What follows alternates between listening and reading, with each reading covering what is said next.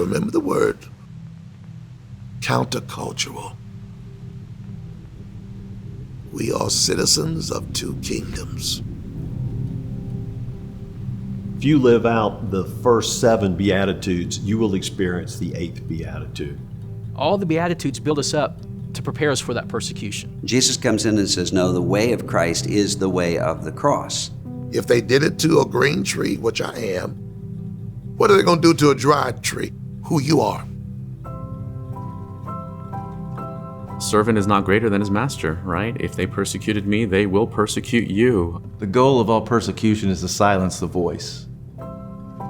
Being a pastor of a Hispanic church in the United States, the whole language barrier, right? That people will use it against you. The war of ideas is a big thing, at least in our context. If you declare that Jesus is the way and the only way to heaven, to eternity, is essentially amounting to hate speech, which is illegal, right? We're experiencing some criticism in the public square, and some of it's justifiable. And some of it is because we're following Jesus.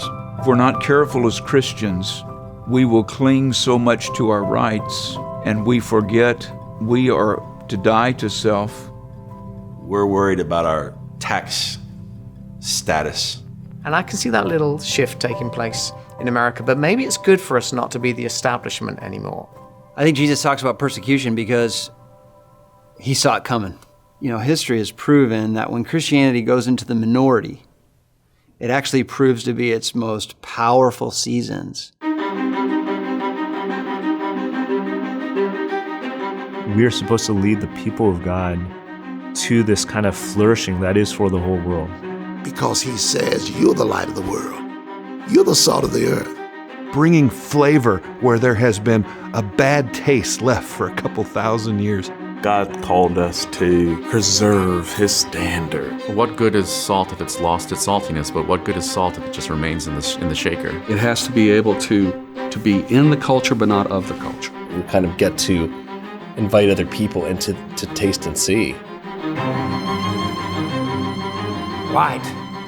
The great thing about light is light always wins. It's imagery that would be immediately recognizable to everyone in terms of the need for daily life. Everywhere we go, no matter how dark it is, there is light that is dispelling the darkness. It's the only analogy that Jesus uses of himself and us. In the Beatitudes, he says, you are the light of the world. Small L. I am the light of the world. Capital L. Like, we get to be ambassadors of the light. We aren't the light, but that Jesus, the true light, sent us, that they see what we do and they glorify our Father in heaven.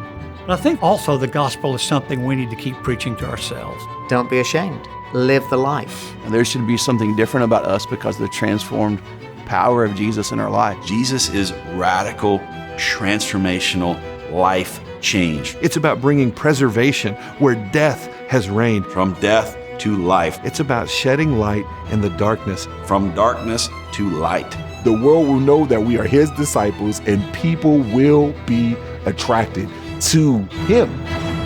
For service or sacrifice, I'm yours.